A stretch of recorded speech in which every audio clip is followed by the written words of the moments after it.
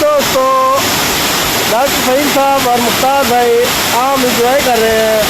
और ये कुदरती आबशार है जहाँ ये दूर से पहाड़ों के ऊपर से पानी आ रहा है। तो ये तकरीबन पानी सर्दों के पहाड़ों से ही आ रहा है। वो भी अपनी मर्जी की बना रहे हैं वीडियो।